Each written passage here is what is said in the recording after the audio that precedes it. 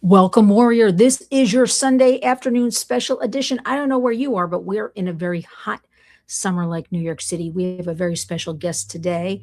That would, that would be my husband, Lionel from Lionel Media, Lionel Nation on YouTube. You know him, you love him. And you know what? We're going to talk some legal things today regarding trafficking, exploitation, and who better than his legal mind to bring to the table. But first, let's get a 5x5. Check in with us. Make sure you can hear us. Let's go where you're from. And hit the like button now. Hit the like button so we don't have to mention it later. Yes. Very, very critical that you do this. We're not being annoying. Well, we are annoying, but please do that. I don't think it's so annoying. No. I think, look, it's free. I think the least you could do is just hit the like button. I have no shame about it because it does help us with these kind of complex issues that aren't really that popular. Get onto that super highway of our videos, the Warriors videos being circulated. So we'll do everything in our power to remind you to help us out with that. So I want to start with, I see 5x5. And I see Edie's here and Fred's here. So let's get going. Something I want to talk about is, first of all, I want your opinion on something. I don't understand across the country, there is some pushback, right, for the Kids Online Safety Act. And what I find very curious about that is those that push back, oppose it, get angry, act out, whatever you want to call it. They'll say this is, government treading on our First Amendment rights and things like that. But you know what I was thinking about this morning? But how? Why? Well, they say keep the government, off our devices. They say all of the platforms already have safety features. And the biggest thing, which I'm here to say, and it comes from the playbook of big tech, blaming the parents, saying it's the parents' fault. Now, wait a minute. Let's go through this. If they already have age functions or functionalities, why is there a problem? Why has there been a problem? There is a problem because we know a lot of what, first of all, the safeguards, for instance, on an iPhone, let's use that as an example. There are 31 steps to get to a very bare minimum of putting some guardrails on. You and I know most people get frustrated. They make it very difficult. And we know from whistleblowers, we know from internal memos, they have done it on purpose. So most people get to step 9 or 10 or 11 and they give up and they hand the device to their child and just hope for the best or say, be safe or be careful. That's it. They have made it very difficult on purpose. We also know a lot of these safety measures may sound great on paper, glossy PR releases when they do something, about child safety that sound great to the public, reads this and thinks, okay, this sounds good. They have our best interests, our kids' interests, but we know they don't work. That's the other thing. So the other thing is, why should the onus be put on parents and caregivers when all parents, look, it's a no-brainer, should step up, should be aware, should do everything in their power for child safety. If you buy that device, give that device, you have a duty. You have a duty of care, in my opinion, to make it as safe as possible. But you know what? Big tech playbook. They go to court, they say this. Those online say this. Parents are failing. Parents are overwhelmed. But nobody's also asking there to be any kind of limitation on content. Oh, no. Nobody's telling you what you can and can't say. Another lie. Wait a minute. Much like we were told during certain periods, certain medical periods where if you suggested certain things, or if you were, let's say, pro-Trump, you would be shut down. So this is just, look, tell me how First Amendment, how free speech is affected. Tell me how child safety caps, twist caps for medicine. Tell me how any kind of not affecting you, the adult, but making it safe for children. Not only are there bots, but there are people who love the mantra and they just say things. You will never hear anybody who is as ardent as I am regarding free speech. This has nothing to do with free speech. Nothing at all. Nothing. No. And again, this is basically lies coming out of big tech. We know it, where they're putting out the playbook of blaming the parents, of First Amendment rights, things like that. But what I don't understand, I said to you earlier, all of a sudden it hit me. Nobody seems to mind that all of these platforms, right? They're allowed to, do what they want, no regulation, and they've been stealing all our information. Right. We go back to, remember the microwaves? and the smart TVs, and everybody laughed at the time. It's been going on. Our information is getting stolen left and right. So here we have a very bare minimum Kids Online Safety Act. You know what, big tech, if you put out a product, do it to your best of your ability to keep kids safe. And people argue that, yet everything, we can't go anywhere. And we've got AI now looking at everything. And how about that article I sent you the other day about age verification, which they're going to measure your height or your weight or some craziness. No, they're going to use biometrics. They're going to be able to look at your skull structure, the face, and they're going to be able to say, oh, look, you don't have to tell us if you are a child. We will be able to tell by the size of your head. Now, if you're a 16-year-old who's a little bit larger, maybe older, that's what I don't understand. It's absurd. It's absurd. So, but the thing is, listen, you know, and I know, it's not so much bots, but trolls and people who just don't do anything. They sit on their fat ass all the time. Pardon my French. They don't do anything to get involved in anything. They just love to complain. I hear it. But you know what? Believe it or not, they inspire discussion regarding it. But I just want to be clear about the Kids Online Safety Act. We at the Warriors, we are pro-innovation, pro-technology. We work bipartisan. We work with very ethical technologists. We want everybody to have good technology, right? And it's not going away. This is the world we live in. But, you know, to put out this playbook that's saying it's more harmful to kids, it has nothing to do with content, as you pointed out. Or that trans kids. Remember that one? I still can't figure that one out. Well, you know what? And I promoted our great colleague, Lynn Torres with Heat Initiative Trans, did a beautiful op-ed. You can find it at Lynn's Warriors on our X, on our Facebook, saying, yes, big tech is putting out a playbook. I'm here to say this is not shutting down the trans kids from looking for information or gay kids for looking for information. It has nothing to do with that. It simply puts it on big tech. You're getting away with everything. Now it's time to stop. So the only other thing, you know, we have the Take It Down Act that we were very lucky enough just a year ago to be in the Rose Garden at the White House with the president and first lady to sign that. And that's about deep fakes. Deep fakes, you got 48 hours. You don't take it down, big tech, you will face fines. So also the states right now are doing tremendous work. Some states are calling this felonies, you know, with deep fakes. We've got more parents coming forward about their children, in particular girls, with the deep fakes. So look, we all have to come together, get on board, and know the correct information. But I'm here to say the Kids Online Safety Act is the best piece of legislation. It will go forward. It will get passed. And we're very excited to be working on this across the country with all of these parents that need help. So I'm here to say that. And the other thing I want to talk to you about is this Piper Lewis case. Now, the Piper Lewis case has been around the last couple of years. And we had Crystal Kaiser. These are things you're not hearing in the media, really. So the story of Piper Lewis, teen from Iowa.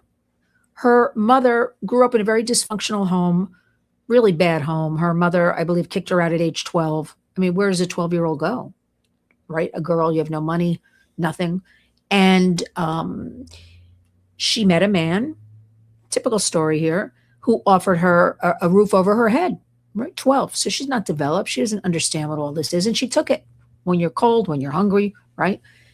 And he forced her into trafficking. And this happened. And then he, a little while later, passed her along to another man who, and I'm cleaning up the story a little bit, right? Because we're family. And use YouTube speak, unalived. Right. I will. He sold her to another man who for days brought her to a motel and abused her and horrific things, right? We can't even say here. What Piper did is she unalived him. She broke, she snapped, she had no escaping. She used his weapon and that was it, and ran away. At the time, she was 15. So now we fast forward. There's been a couple of cases. She was incarcerated right away. She was then given, you know, I'm kind of bottom lining. She was given probation twice already. The last time she was put into this women's kind of home rehab. She ran away from that. She cut off her ankle bracelet monitor. Right. She claims that she was being abused in that home, being re-trafficked in that home, which is a very common story we don't talk about enough, right? In these group homes, foster homes with kids, young adults, and she couldn't take it. She ran away. Now, she was on the lam, so to speak. We don't know where she was. Actually, she was gone for 6 months. She actually turned herself in.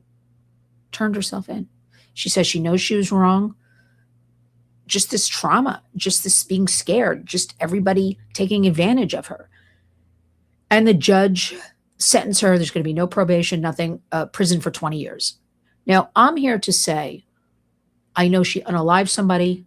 I know she was given several chances, but don't we have to, and this is something we talk about with the human trafficking, don't we have to, with the justice system, go back and look at these root causes of where a child, a 12-year-old comes from? You can.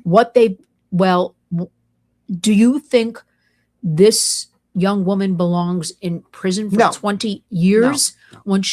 When we've got criminals running around our country or around New York City who have done horrible things and they're running free? It makes me wonder about her representation. It makes me wonder whether this was a sentencing guidelines case.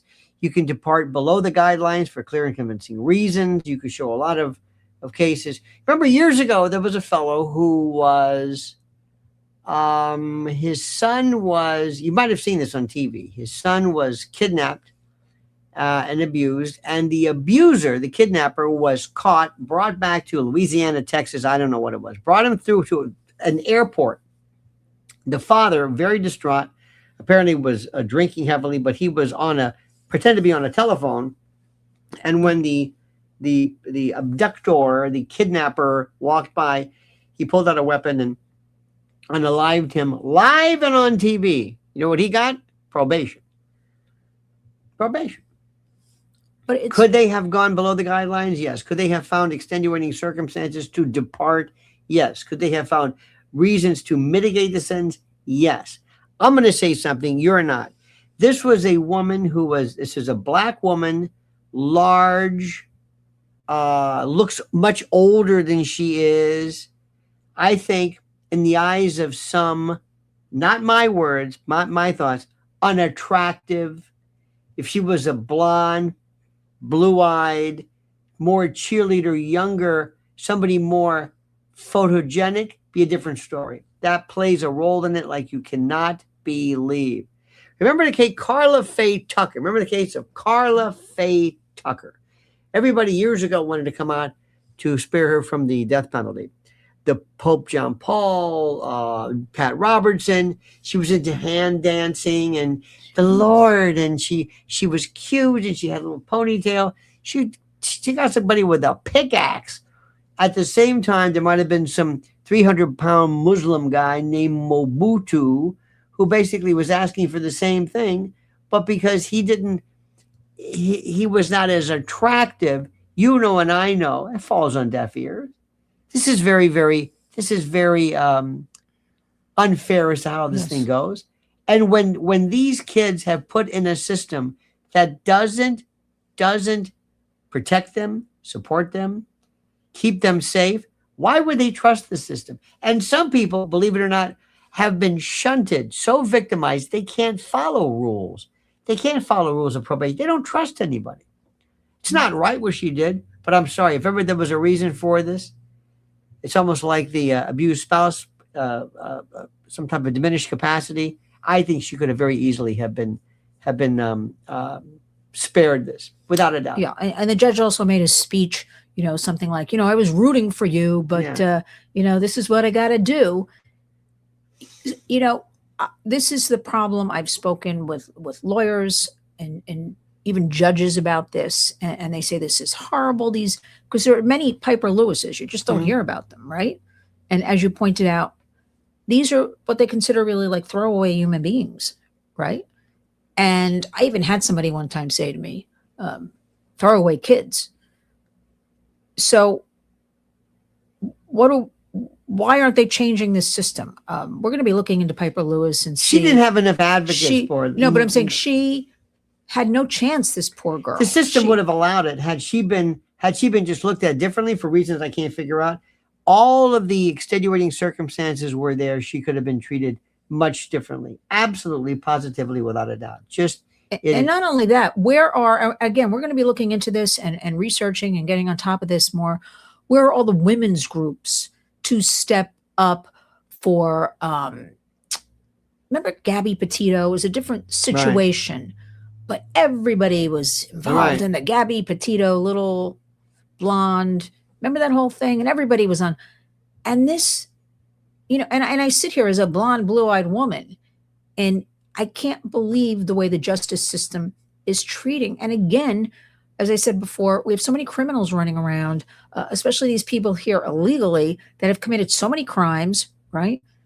Just running free. And they take an American girl and put her in a hardcore prison. Anthony Fauci for defending herself. Anthony Fauci was pardoned. Mayorkas was pardoned. You see, I know you don't want to go political. I am. Hunter Biden is now back. How come these people? Where is this equal justice under the law? I don't know where it is. What do you think? Does this make sense to you? Come on, let's go. What do you think? Let's hear some. Let's see some interaction here. Some comments. We're here for you. This is not for us. We're not doing this just to entertain you, but to get people talking about this. This is critical. Nobody cares about these folks. Well, we're going to get the public more involved on this and have petitions and things like this, because again, there are more Piper Lewises out there that just don't. I mean, you cannot throw a child in prison. Do you know on any given night in America, we have 2,000 kids, minors, in adult jails and prisons. And the excuse is a lot of these are rural areas. We don't have anywhere else to put them. Why should kids, I mean, what are your thoughts on that? Why should kids be put in jails and prisons mixed in with adults? No, absolutely. Only bad things can happen there. Absolutely. Piper's going to get out and be 40 years old, whatever, and what's for her when she gets out, when she's only lived and knows this life of trauma? Who is there for her? Where are the monies that we wasted and spent in all these, U.S. aid and all this for our children, for housing and mental health and job training. And now we sit on AI. What are we doing? Where is the America first? While everybody's worried about some of these headlines I saw today, everybody in America, everybody's welcome in America, bring everybody to America.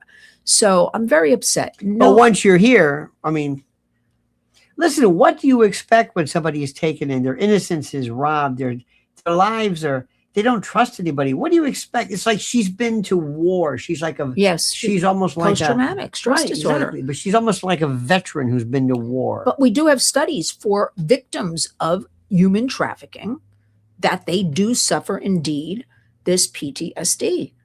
So until people really start talking about it, we get everybody on board, we really push into this.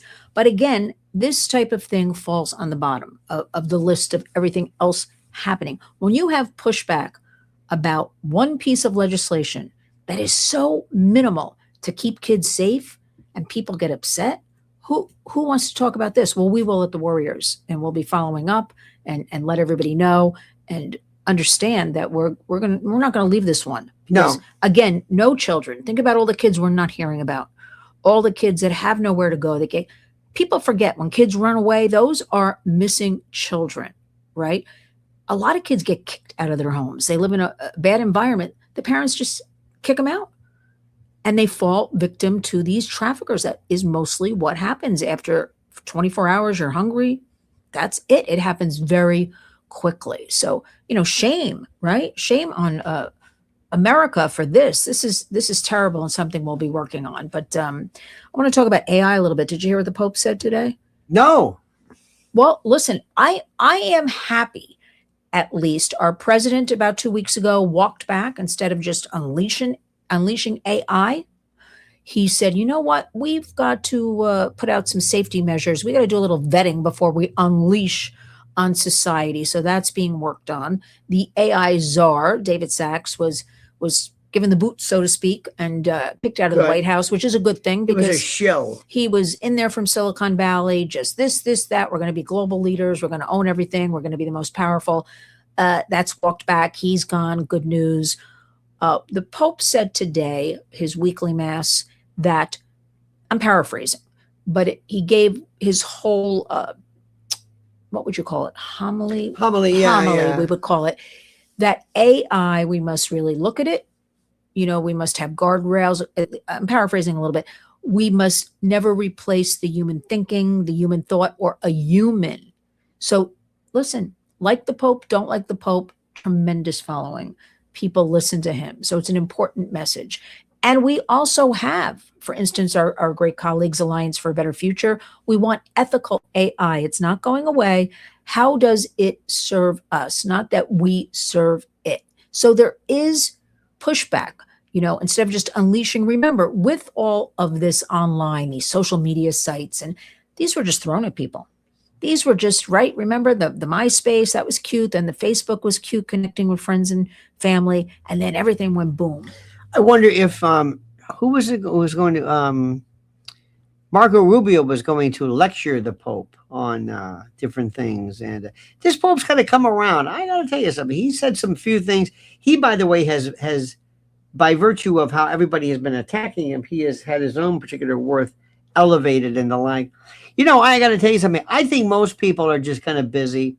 This past week, again, this is not your thing, but you've heard me say this. What happened with Trump in China was absolutely incredible.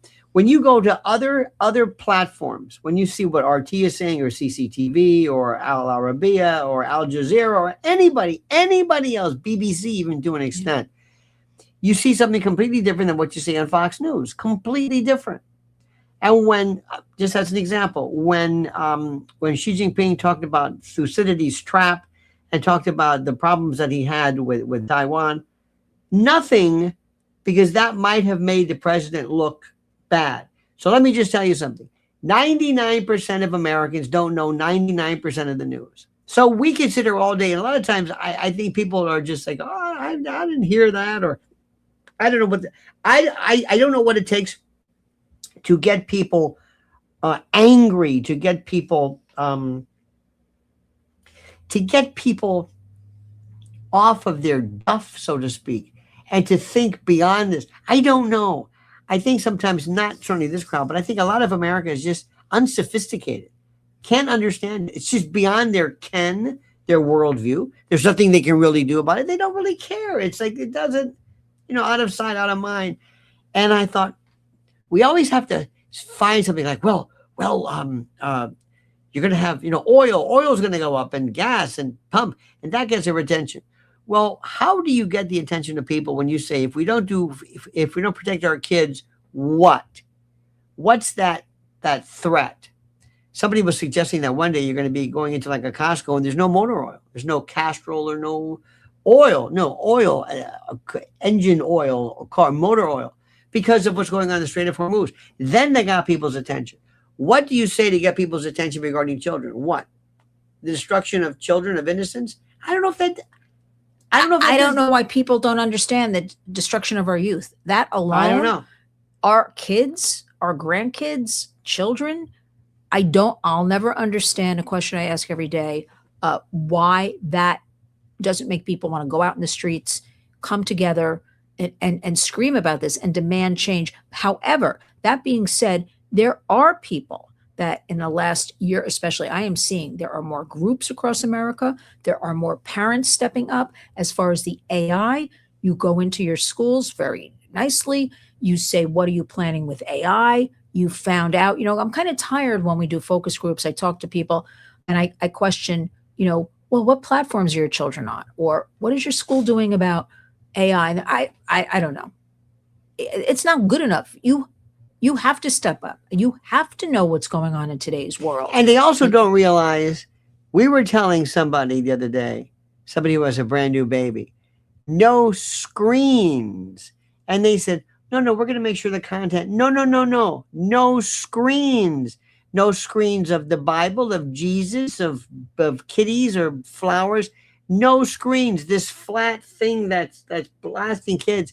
It's damaging. It's the screen. It's whatever the screen. They're not going to be able to articulate all these things. Even that, I realized, how many times, where were we the other day? Oh, I know. We're at when we were leaving American Dream. Remember the family, the guy with all the tats, and he sat his kids down. They all had their devices. Yes, but that's just sitting there like staring at them. But and I that's realized they maybe wanted a timeout, and I don't want to be too. well. Too. I like to say we're not judging here. We're trying to educate. We do have various studies. No children should be on screens 0 to 2. Then the study comes out a week ago where 0 to 3, up to 8 hours, parents, guardians, whatever the family dynamic is these days, are sitting kids. And you've seen babies, they will stare, or little kids, they're mesmerized, just staring, right? But we know 0 to 2 affects their development. They should not be in front of screens. I want to address something Fred said as far as our first lady. Well, Fred, our first lady is the one who's taken one of her programs under Be Best, and she says grades K through 12. She's in charge of unleashing AI into our schools across America, and she wants the kids to be at the global front of everything AI. So I don't believe, Fred, there's any help there. I don't think she knows what she's doing. And I think she's handed, you know. Yeah, and I think she. I don't think she understands. But however, what I want to add to that, president. What I want to add to that is, there was a big push. Remember, she had all the women from other countries, leaders and wives and things. She had the robot at the White House. She walked out. The robot was white. She's wearing. Maybe that was about 2 months ago. Since then, there's been a lot of silence around even talking about the AI in the classroom. So I can only hope, because the president walking back, right, talking to a lot of people, this will curb that a bit. But everybody has to understand and go in. And teachers also, there are a lot of good teachers across the United States. They want help with all of this. They don't want to be forced into how are we dealing with this AI? The mental health of the kids, we've got that on top of what we're trying to teach. Now, there is the tremendous pencil to paper really amping up. I wish, What does that mean? Explain that. Parents started this, and it is, you have every right. We have government issue Chromebooks in most schools across the United States, right? And that's Google. So Alphabet is the parent company.